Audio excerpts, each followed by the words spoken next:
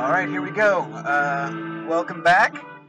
My name is Baltimore Fats, and this is Mud City, episode 5. All right, here we go. I like that little music. I'm going to try to work that, make it better. So here we go. I'm going to start here today with this building. This is the building that I discovered in my neighborhood last week. It wasn't intentional. It's not intentional I spent so much time on it, but I did over the holiday do a little B&E, and I got into the construction grounds and was able to get up nice and close and take some good pictures. And so I figured it was time to do some real research on this building here. And the first thing I wanted, this is a picture I took Thanksgiving morning. I went with my son and my 9-year-old, who I'm going to call Mr. X. And he was going to be my lookout, my scout. But we got there and there were people working on the building at 8 a.m. on Thanksgiving morning. But I knew that wasn't going to last, and so I went back about 2 in the afternoon and was able to get in. But anyway, so this is a picture I took that morning, I think. And I just wanted to point out this sort of magnetic signature pattern here on the bricks. Now, certainly that wasn't something I saw when I was taking the picture. And when I first saw this picture, I thought maybe that was like a distortion. And so, like picture a pixel distortion or whatever. But it's not on the glass, I don't think. I don't really see it on the glass or on the concrete part. My eyes aren't that good. So I asked my wife, and she saw it too. So I know I'm not 100% crazy here. So I just wanted to point this out and see if anybody has any thoughts on that. I mean, you can really see it does look like a magnetic signature, doesn't it? I don't know. So I wanted to start, I went in the back. So this is like a full view of the back, and I was able to get in past this fence and up to this wall and walk all the way around the building to the other side, which you could not see at all before. So here we go. I'm going to do a little bit of this, and then we're going to get into the history of the building a little bit. Whoops. As a matter of fact, I think I'm going to go back and we're going to do a little history first, because there's some interesting things in this history, and then I'll get to the pictures, because I just saw a picture that has me excited and I don't want to talk about it too soon. So a little history of the building. It's the L. Gordon and Son Factory, which is a 64,000 square foot industrial building on the corner of South Paca and West Cross Street, a few blocks from the stadium. It's actually pretty much across the street from the stadium. And so the address is 1050 South Paca Street. Right? So it says here that the Fred Bergner and Company erected the factory on Paca Street, designed by architect J. Edward Sperry in 1905. And that the two brothers ran a company for over 25 years, manufacturing photo albums and picture frames and things like small luxuries, they call it, right? And this is where the building starts to get a little interesting in its history already. So the onset of the Great Depression was a greater challenge than the fire. And the Great Baltimore Fire was like in 1904, and it wiped out a huge area around the Inner Harbor, and I'm sure someday Mud City will take me to the fire. So it says in 1930, the company began leasing out the top floors, and it sold 2 tracts of land adjoining Paca and Cross Street factory, one to the city and the other to the Catholic Church. Hey, that's kind of interesting, church and state. And then, I'm sure, there's a reason why each one got the tract that they got. There's a reason why the city they say to expand Sterrett Street. Maybe that's the real reason, but maybe it's because the Catholic Church really wanted what was on the other one. You're never going to know at this point. And then it says in 1933, there was a trial for fraud involving 42 shares of Bergner and Company stock, where the prosecuting attorney implied that the company consisted only of an empty warehouse. So that's interesting. Only less than 25 years after it's, being built, it was an empty warehouse. Bergner must have been taking a bath, right? And it says his remaining assets were seized, and they were sold to the Hopkins Place Savings Bank. Okay. And so we're going to get back to Bergner in a second, but I wanted to, the namesake of the building is L. Gordon. and Son, right? Louis Gordon, who started his enterprise in 1891 making paper boxes by hand at his house on Orleans Street. I don't know where on Orleans Street his house was, but Orleans Street has the main Hopkins Hospital today, so I don't know if there's any connection there. He was a Russian Jewish immigrant, and his son Paul. They were both active participants in several Jewish and Zionist organizations in Baltimore. Now, I didn't talk about it yet, but there's the Star of David above the building, and it's in two circles. And, the two circles part is what always interests me. So when I did searches for the Star of David in two circles, nothing interesting really came up, just images of pentagrams, classic pagan, Wicca kind of stuff, and information about the history of the Star of David. Nothing connecting the two or making any interesting connections. So if anybody has any information about, when a symbol is encased in a double circle, I would love to hear about that. And here it says, here they're going to talk about that. Given his spiritual and political affiliations, it seems likely that Gordon installed the six-pointed star design at the top of the outer wall. At the time they acquired the building in 1897. Oh, no, I'm sorry, they acquired the building, period, right? Okay, so in 1897, the six-pointed star was adopted as the symbol for the first Zionist Congress. I did not want Zionist connections to come up right away. There's so many great channels and researchers out there doing Zionist stuff, but here it is, right in a building, right in my neighborhood. But the thing that I find interesting about this statement is it seems likely. So they don't know that Gordon put that Star of David on the building. They just think he did because he had connections with Zionist movements and Jewish organizations, and that his son, his daughter-in-law, was a member of the Hadassah, the women's branch of the American Zionist movement. Now, I'm not going to dive into that today because, again, there's so many researchers doing such a great job. But interesting, nonetheless, that it jumps to a sort of Zionist connection right away. But, Bergner, that could be a Jewish name, and there could be other Jewish connections to the building, which could put that Star of David there much earlier. So now I want to trace the history of the building, right? So Bergner is the one who built it. What can I find on Bergner? All right, Frederick Bergner and Company, Baltimore. I mean, nothing, right? It's all kind of garbage. But I did find his name attached to this website, and here's the funny thing. This is page 2 on this one. This is an earlier website search, or earlier web search. This is on page 2 of this Yahoo web search. Well, while doing my research, I accidentally closed Windows. I have to research things, and so I needed to do another search for this, right? And I went down and I went through all of these. I went through the first 5, and that same link isn't there. So thank God this was saved for me. 1140, which is a building just down the block from this building. It's only 2 blocks away or whatever. So I thought it was interesting that his name was attached to this, and so I searched that property, and I came up with one of these.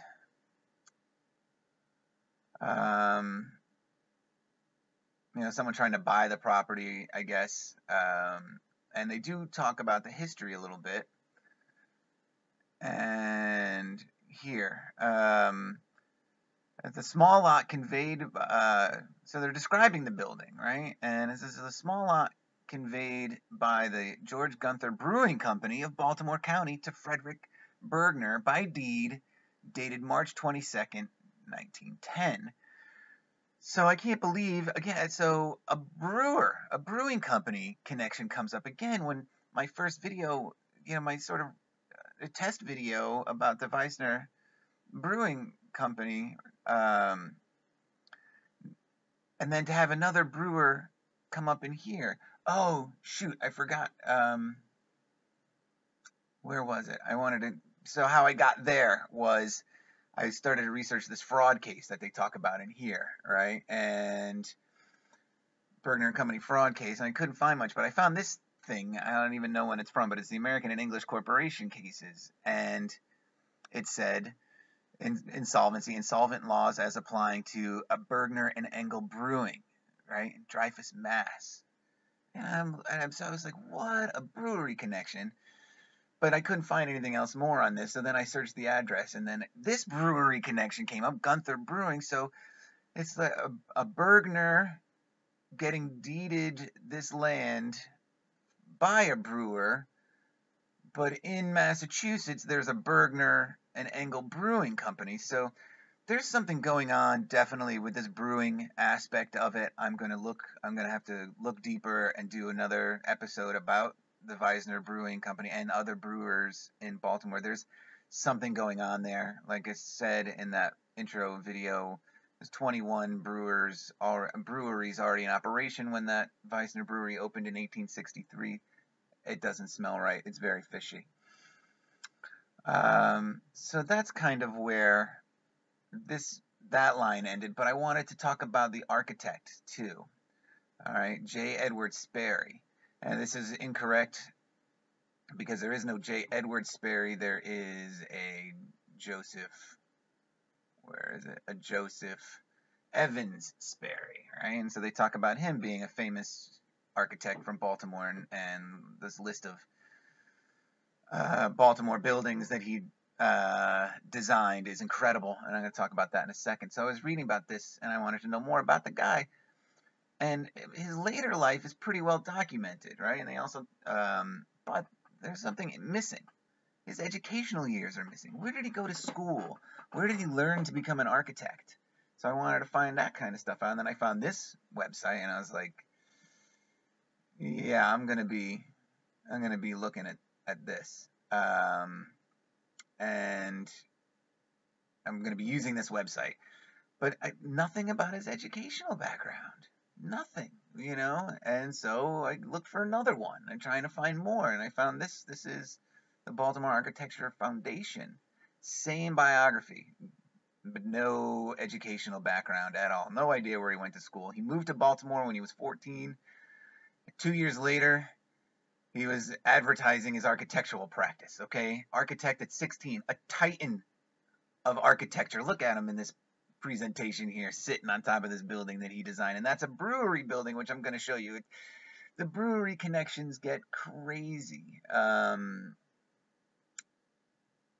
That's the Gunther Brewing Company. I'm going to show you. This is that building, right? And look, it's this. What did they say when this one was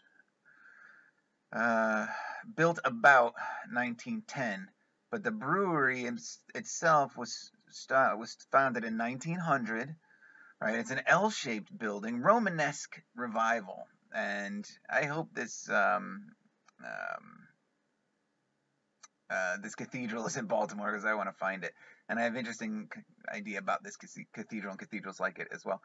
But it's L-shaped, whereas the Gordon building is a U-shape, and the barracks on West Point were U-shape, and so I think there's some significance into the shapes of these things, and this, I think, by calling it a Romanesque revival style building is again how they kind of obscure that these buildings are all built by the same or from the same time period. It kind of differentiates them. But anyway, so I wanted to showcase just a couple of these features. Look at this long track, right? At one point, I bet that was all open space. And then they have the smaller ones down here. So definitely features that line it up with, the Weisner brewery building, right? And so curious. So this Joseph Evans Sperry, it seems he's going to be a player, right? There's no doubt about it. No educational background. Early in my investigation, I will go to like the main branch library in the Baltimore Historical Society and see what else I can find. Maybe there's older references to this guy. But I wanted to show you just a couple quick, this is the brewery building that he built, right? And what was it, in 1896? Built Designed and built in 1896. So they said it was a year, right? That took a year. And I'll look at that again in a real second. One of my favorite buildings in Baltimore is the Bromo Tower. Here it is. It used to be that from just about anywhere before they mucked up the skyline of Baltimore with like a ugly Sheraton hotel or something.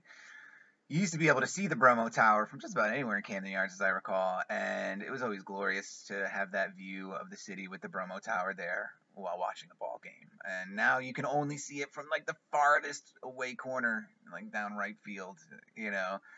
But so he designed this one as well.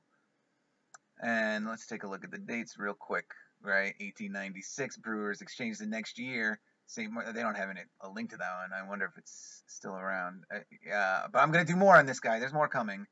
You know, the Bromo Tower, you know. So look at the 4 years. He built this place. And 5 years. He built this place. This place. Oh, they don't show. Okay. So he built those two places in a 4-year period. And then he had another, the cathedral.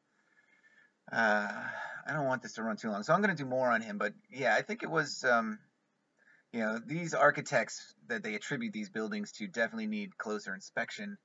And he's going to be a player, I have no doubt. So now let's get back to the pictures. Where was it? There we go. So that was behind, and so I was able to sneak. Like I said, I was able to. It was a beautiful thing. Like when I went back in the afternoon on Thanksgiving, the workers had all cleared out, and they left. It was wide open.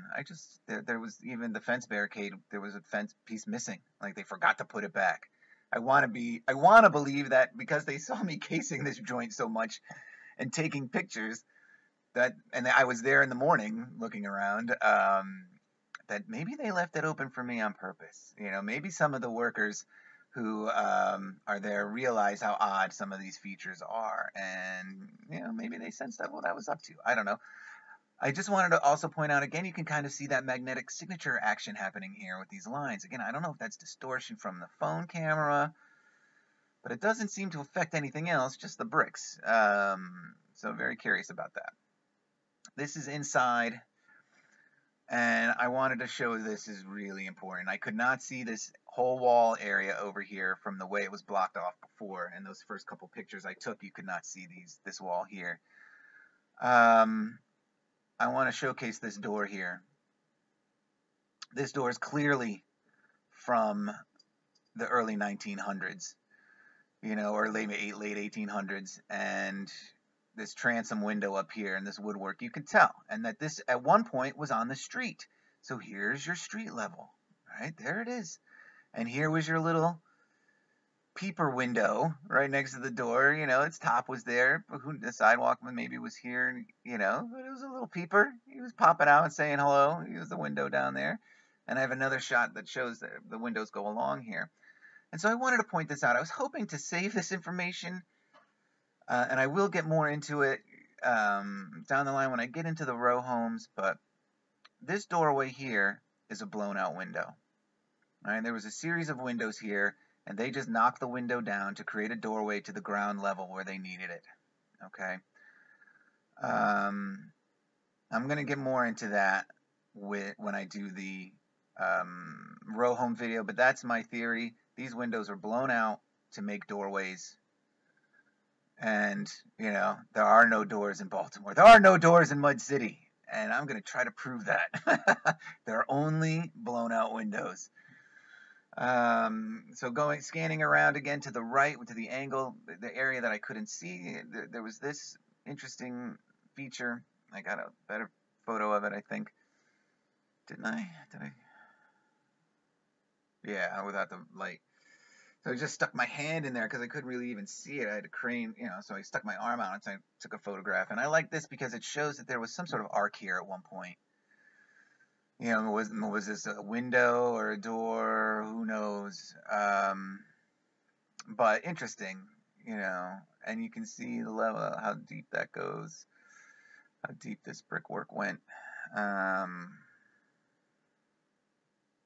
This feature you could see in one of my other pictures. There's a blown out door down below that may have been a window at one point, because here's a window here, or something that served as a window. This feature I wanted to point, this is the corner of the other side to the left side. This kind of looks even a little newer to me. It's got sharp angle here, but it's definitely a part of this older construction. Yeah, so maybe something new they added on in 18 or 1900 or whatever to this, old building that they were, refurbishing or whatever, and that's, remodeling. Yeah, so like I said, I just took a lot of coverage photos. I was nervous. I was, like I said, breaking and entering. So I kind of wanted to get out of there quick. Is this? I thought there was a better picture. Maybe it's just a better picture of this window. I think there's, hopefully there's a picture that shows another window over here to show that this was a row. But again, they needed to make a door, and so they needed to drop this down. Although that window seems like it could have been door height enough, but maybe when they needed to make the door, they needed to make it for a bigger person, and they added the transom later when they created their regular size person door. That's also, an interesting road to go down, which perhaps we will. There's more coverage of that. Coverage. This is that left corner going around to the building or the side where you can't see, and I wanted to show this. I mean, is that how far? Is that how deep this building goes? I'm asking you. You tell me. Does it go deeper than that? There's another sort of view of that. Kind of shows how much this is how much they've dug down, at least on the back side here. And that's certainly not, because we know it goes deeper based on what we see inside, and how deep does it go? So here's that other wall now that you can't really see from the street, because they have the equipment and there's mountains of dirt, and you can't. And they have this there's an alleyway over here that's completely blocked off. You cannot walk down it at all. And this is the Paca Street side. You can see how high the construction is coming up, this new cinder block. So I just crept right on up. There's the wall that they're building, and this is what it looks like inside, close to the wall. Whatever this new basement floor is going to be, they finished it off. They got this cinder block. You see crappy masonry compared to what was there. And again, look, the magnetic signature is there in this brickwork, but not in the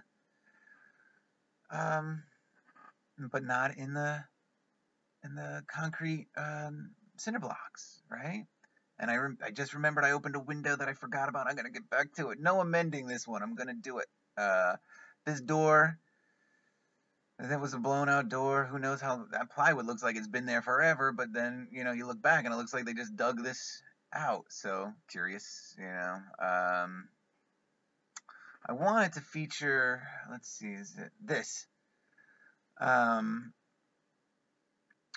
They did say this was a warehouse manufacturing plant through the 50s and 60s. So maybe this was done some point between the 30s and 60s.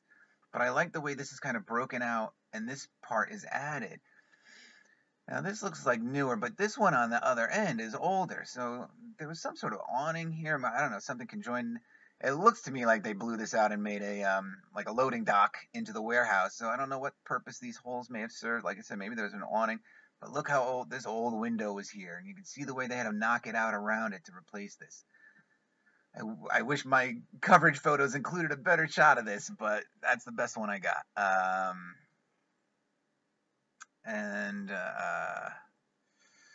It's just more coverage. It shows, whatever was down here is no longer visible because they have this going up.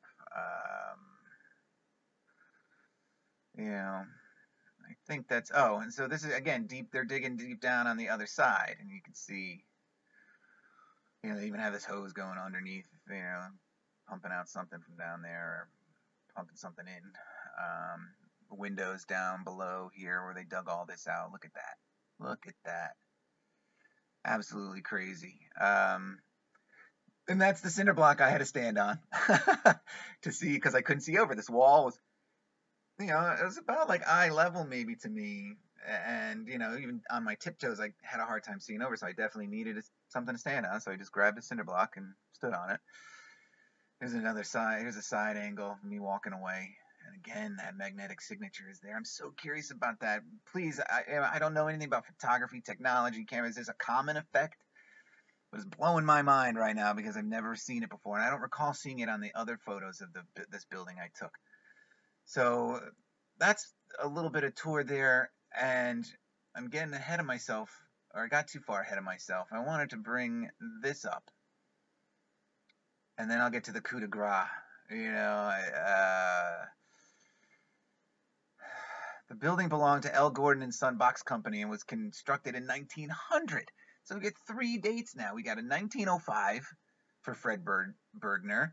We've got that deed exchanged in 1910 from another person from, what was it? Gunther, right, to Bergner, right?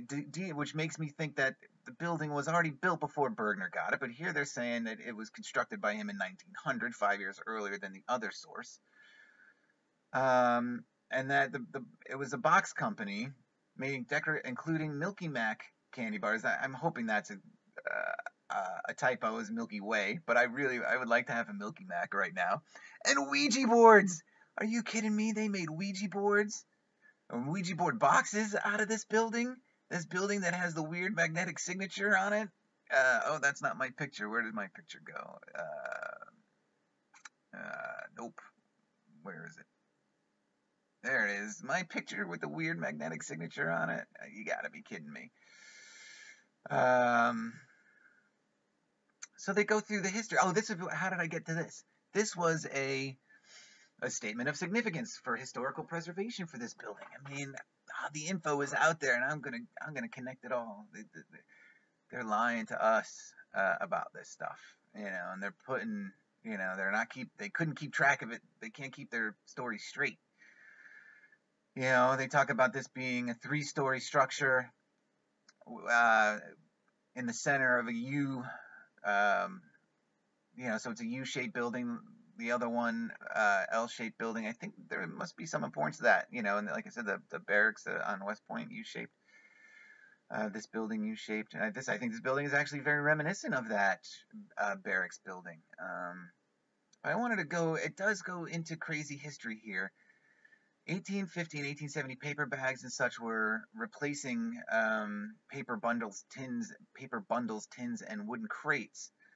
And that Baltimore had become a leading container center in the late 1800s, taking over from the Midwest, right? From 1870 to 1902, the number of paper box plants increased from 18 to 17, more than doubled in this 30-year paper box plants, while the wood box plants decreased from 19 to 16. I'm sure some of those wood ones were converted, and I'm sure they were by this point starting to knock down some of these factory buildings. But the industrial complex that's in place post-Civil War in Baltimore is insane. It is absolutely insane. And here goes. Baltimore's output of paper boxes accounted for 5% of national production. So only 5% of the national production by the 50s, right? No, that's not where I wanted to read. Where did I want to read from?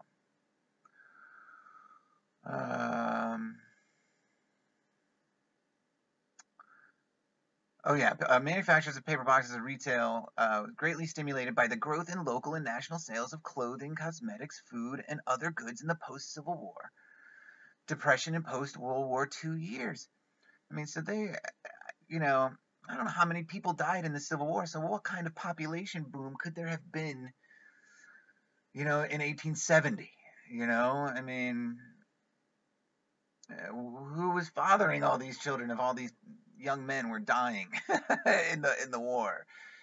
They seem to be anticipating, all these manufacturing plants seem to be anticipating the population explosion that's about to happen in the post-industrial era. They're waiting for it. So they talk a little bit about Gordon here, and I just wanted to touch this that they made boxes sales for millinery, straw hats, and the original Ouija board, as I was excited about before. And it says here, a Baltimore invention.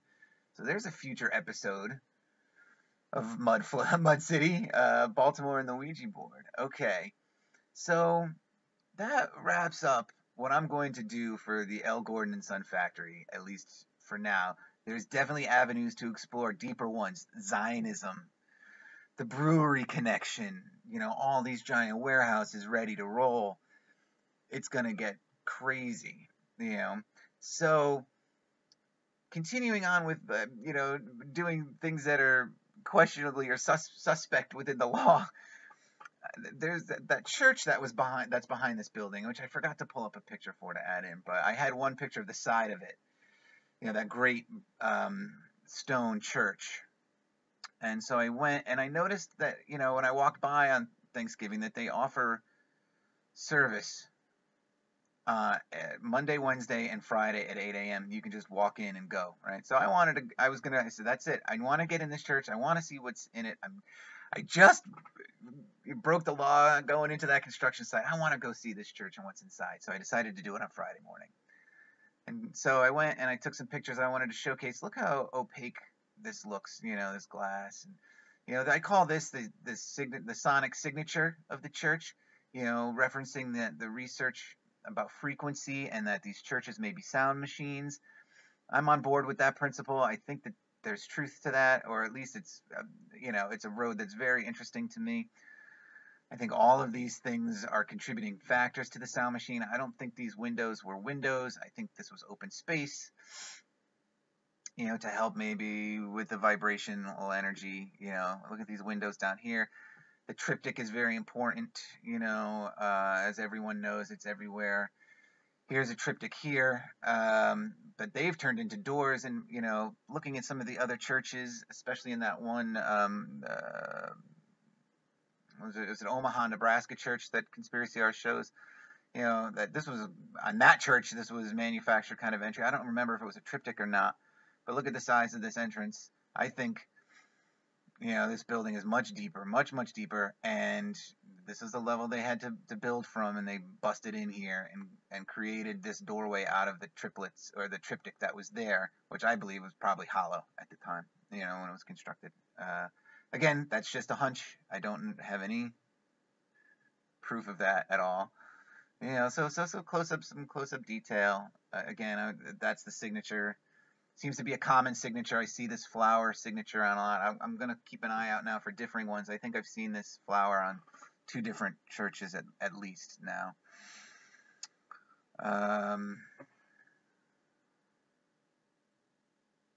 So here they have the date 1887 to 1914.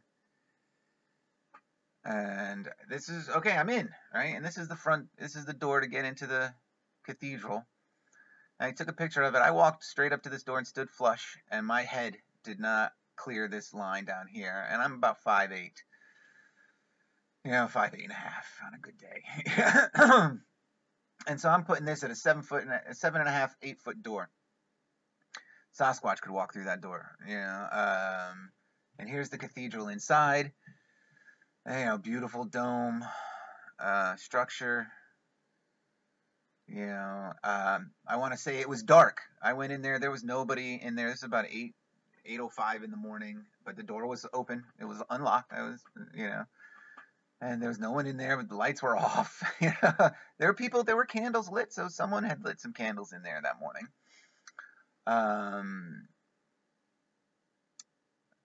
And so I wanted to get up close to this. I don't go to church. It's certainly not I was never a Catholic, so I don't know the significance of, or even what they call this area. Is this the pulpit? Maybe, I don't know.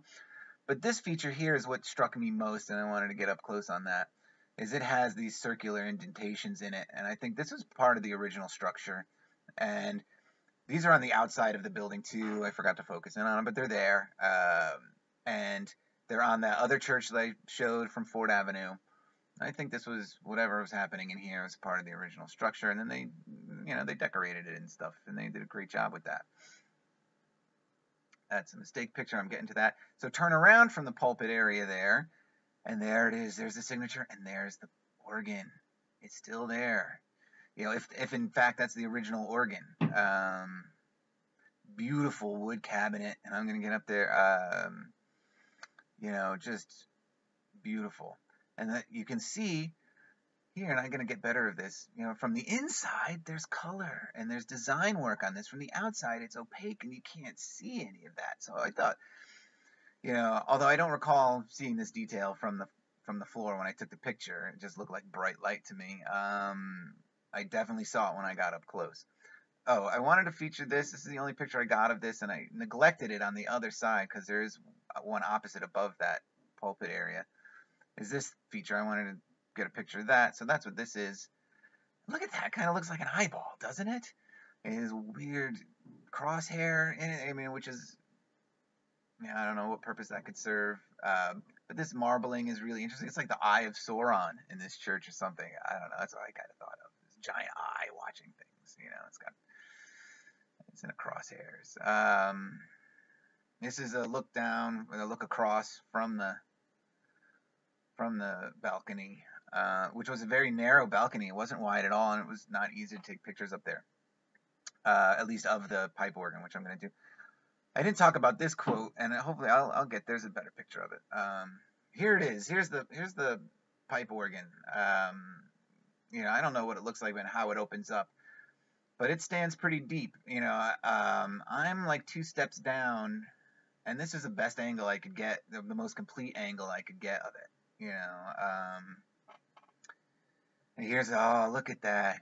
Look at this stained glass in here on the signature, on the frequency signature of this church, right? Which that's what I'm making that connection now. Whether it proves false or not, I don't know or care at the moment.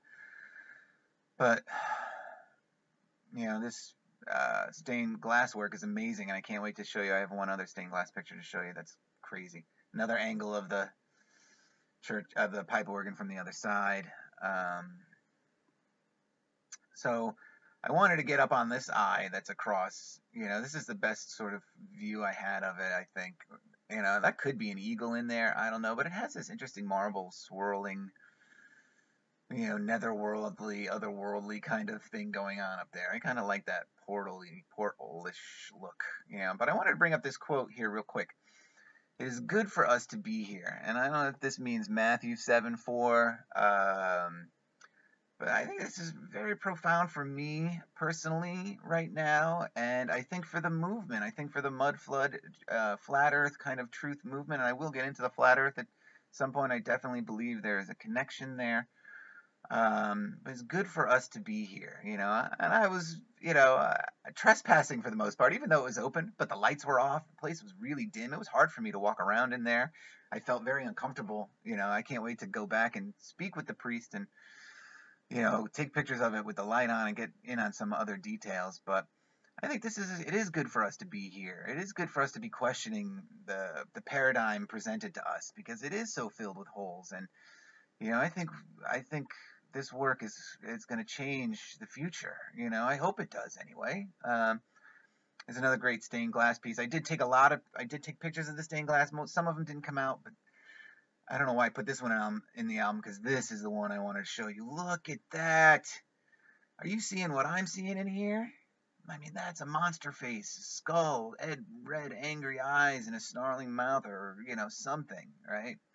Maybe, you know, it's like one of those optical illusions. Maybe when you first looked, you saw Jesus in there, but when I first looked at this picture after looking back, you know, when I was scrolling through as to what pictures I was going to use, I said, oh, that's Eddie. That's Iron Maiden's Eddie. Yeah, it's unbelievable. I don't know when this stained glass was done. Derek Riggs did the stained glass. But even up close, you know, it has that look. You know, this is very cool optical illusion in this stained glass, you know, and I'm curious as to what scene. Maybe somebody can tell me what scene this is portraying, but I'm going to talk, you know, I want to talk to the priest, see what he knows about it. I'm going to get in on this church, you know, and some other churches. Here's another view of that. I think I just closed this out with views of the,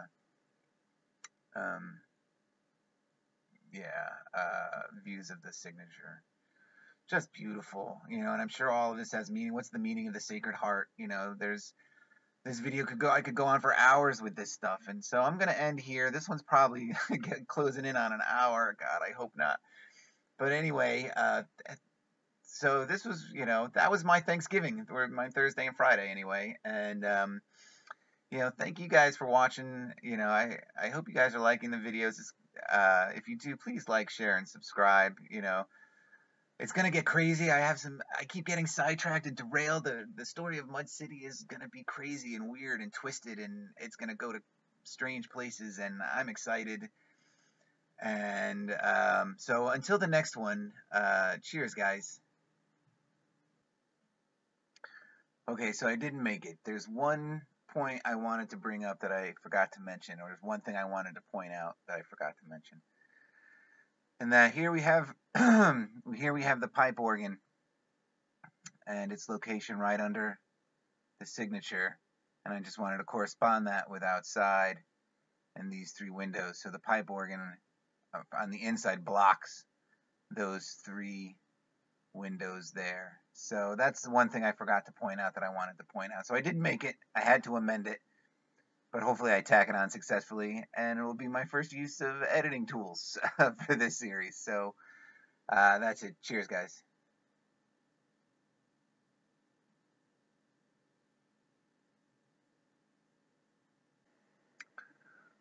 Okay, so I'm glad I caught this before I published it. I wanted to, I mentioned it briefly. It was the coup de grace. This is the big piece of, this is like a smoking gun kind of piece of evidence I wanted to show, and I totally dropped the ball on it in there.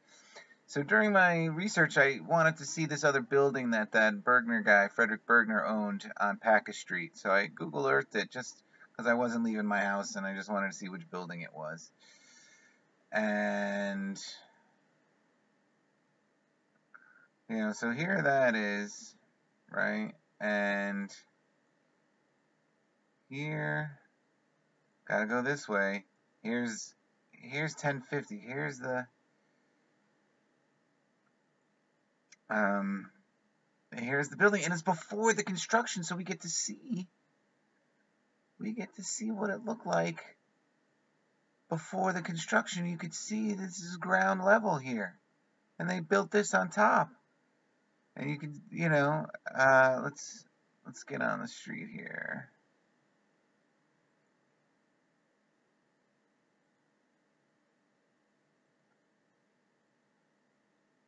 Give me what's going on here.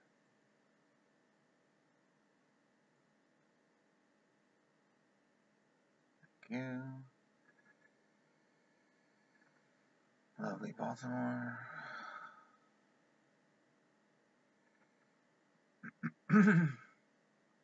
So here it is.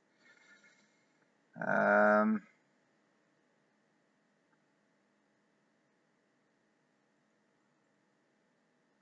on at a little different angle here.